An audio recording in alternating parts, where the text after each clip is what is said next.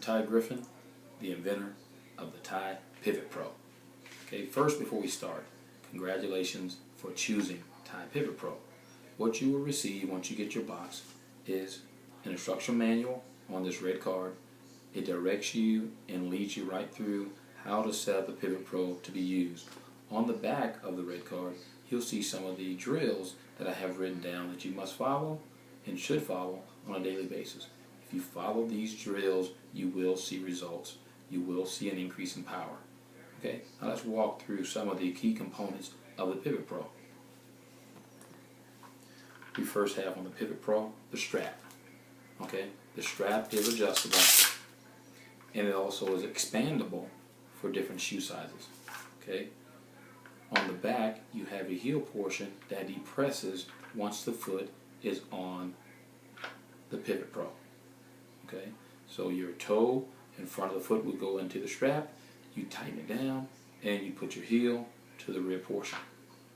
Okay, next thing you have is on the rear of this, you'll see you have rubber stoppers. Now these stoppers are removable and should be removed to have the correct angle of hitting.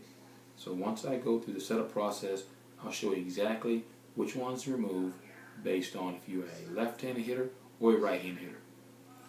And finally, the piece that puts it all together, the power peg.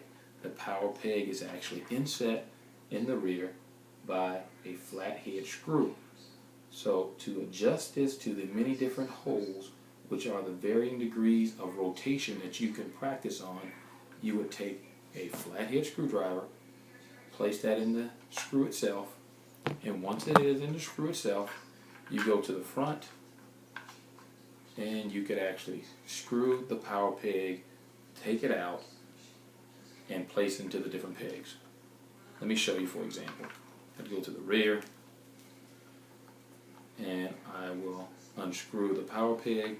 Once it is off, I remove the screw from the rear, and now I can place that screw in varying degrees.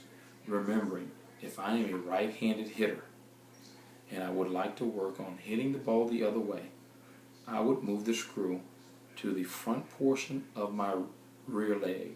So if my rear right leg is inside of the power pivot, then I recommend you go and put it into the third peg to the front of the leg.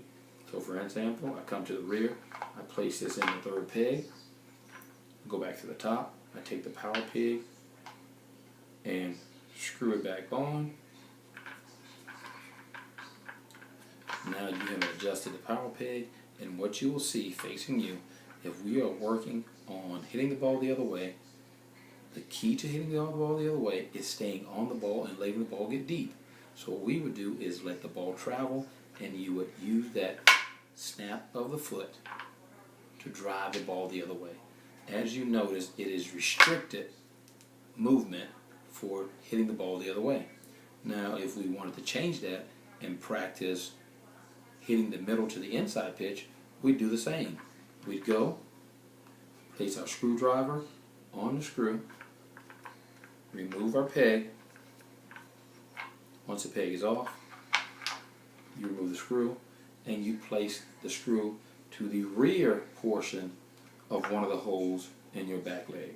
So as a right-handed hitter, my right foot would be inside of the power pivot.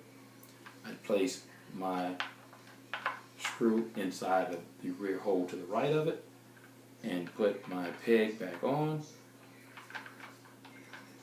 In a matter of seconds, now you are ready to get full rotation in order to snap your hips and use your power to hit the middle of the ball. I'll show you from the side. This is a standard set. The ball comes and we have full rotation. Now what you'll realize is on both of them, you do hear that sound of hitting the peg to let you know that you have reached the point of teaching your muscles where to stop in order to hit the ball correctly. Again, driving the ball the other way, we have less of a rotation. Turning on the middle inside portion, we have more of a rotation. Okay. Now, as I spoke to earlier, you do have the non-skid pads on the bottom. But what you can do, which will allow you to get a better feel of the angle of truly hitting, If I'm a right-handed hitter, I remove the left-hand portion, the two left portions of the pad.